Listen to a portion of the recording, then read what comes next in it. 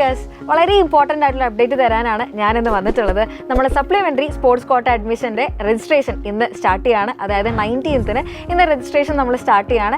And 21st മറ്റന്നാളാണ് ഇതിൻ്റെ last date of registration എന്ന് പറയുന്നത്. അധികം ദിവസങ്ങളില്ല, 2 ദിവസങ്ങൾ മാത്രമാണ് നമ്മുടെ മുന്നിലുള്ളത്. ആൻഡ് 25th ഇതിൻ്റെ സപ്ലിമെൻ്ററി റിസൾട്ട് പബ്ലിഷ് ചെയ്യാൻ വേണ്ടി പോകുന്നത്. 26th അഡ്മിഷൻ എടുക്കേണ്ട ലാസ്റ്റ് ഡേറ്റ് എന്ന് പറയുന്നത്. 26th ശേഷം അതാണ് നെക്സ്റ്റ് ഒരു ഹാപ്പി ന്യൂസ് എന്ന് പറയുന്നത്. 26th ശേഷം ഒഴിഞ്ഞെടുക്കുന്ന എല്ലാ സീറ്റുകളും പൊതു മെറിറ്റായിട്ട് കൺസിഡർ ചെയ്ത് നമ്മൾ സപ്ലിമെൻ്ററി അലോട്ട്മെന്റിന്റെ വേക്കൻസിയിലേക്ക് ആഡ് ചെയ്യുന്നതായിരിക്കും. സോ ഇനി ഫസ്റ്റ് അലോട്ട്മെന്റ്, സെക്കൻഡ്, തേർഡിലൊന്നും അഡ്മിഷൻ കിട്ടാത്ത കുട്ടികളാണെങ്കിൽ നിങ്ങൾക്കുള്ളതാണ് നമ്മുടെ സപ്ലിമെൻ്ററി അലോട്ട്മെന്റ് എന്ന് പറയുന്നത്.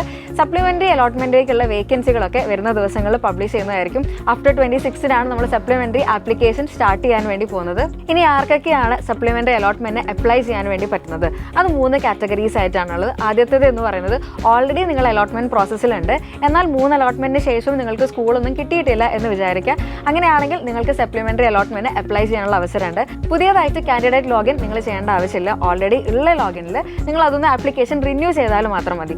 സെക്കൻഡ് കാറ്റഗറി എന്ന് പറയുന്നത് ഇതുവരെ അപ്ലൈ ചെയ്യാൻ വേണ്ടി സാധിക്കാത്ത ആൾക്കാർ, അവർ പുതിയതായിട്ട് കാൻഡിഡേറ്റ് ലോഗിൻ എടുത്ത് സപ്ലിമെൻ്ററി ആപ്ലിക്കേഷൻ ചെയ്യേണ്ടതാണ്. ഇനി ലാസ്റ്റ് എന്ന് പറയുന്നത് ഓൾറെഡി നിങ്ങൾ അപ്ലൈ ചെയ്തിട്ടുണ്ട്, എന്നാൽ ചില കാരണങ്ങളാൽ നിങ്ങൾ ആപ്ലിക്കേഷൻ പ്രോസസ്സിൽ നിന്ന് പുറത്തായി പോയിട്ടുള്ള വിദ്യാർത്ഥികളുണ്ട്. അതായത് നിങ്ങൾ കൊടുത്ത ഇൻഫർമേഷനിൽ എന്തെങ്കിലും മിസ്റ്റേക്ക് വന്നത് കാരണം ആ ഒരു അലോട്ട്മെന്റ് പ്രോസസ്സിൽ നിന്ന് പുറത്തായി പോയ വിദ്യാർത്ഥികളുണ്ടെങ്കിൽ നിങ്ങൾക്കും സപ്ലിമെൻ്ററി അലോട്ട്മെന്റിൽ അപ്ലൈ ചെയ്യാനുള്ള ചാൻസ് ആണ് ഉള്ളത്.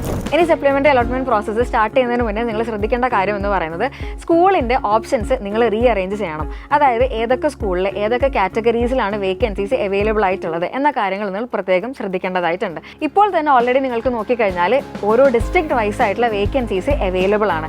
തേർഡ് അലോട്ട്മെന്റ് സ്റ്റാറ്റിസ്റ്റിക്സ് എന്ന് പറഞ്ഞിട്ട് ഒരു ലിങ്ക് ഈ സൈറ്റിൽ ഓൾറെഡി അവൈലബിൾ ആണ്. നിങ്ങൾ അതിൽ കയറി നോക്കിക്കഴിഞ്ഞാൽ ഓരോ ജില്ലയിലും ഏതൊക്കെ വേക്കൻസീസ് ആണുള്ളത്, ഏതൊക്കെ കാറ്റഗറിയിലാണ് വേക്കൻസീസ് ഉള്ളത് എന്നുള്ളതിൻ്റെ കംപ്ലീറ്റ് ഡീറ്റെയിൽസ് ഓൾറെഡി സൈറ്റിൽ അവൈലബിൾ ആണ്. ആൻഡ് നമ്മളെ സ്പോർട്സ് കോട്ട സപ്ലിമെൻ്ററി അലോട്ട്മെന്റിന് ശേഷം അതിനുശേഷം വരുന്ന ലിസ്റ്റിൽ സ്കൂൾ വൈസ് ആയിട്ടുള്ള വേക്കൻസീസും നിങ്ങൾക്ക് അവൈലബിൾ ആയിരിക്കും. സോ സ്പോർട്സ് കോട്ട അഡ്മിഷൻ നോക്കുന്ന വിദ്യാർത്ഥികളുണ്ടെങ്കിൽ ഇന്ന് തന്നെ രജിസ്റ്റർ ചെയ്യുക. All the best.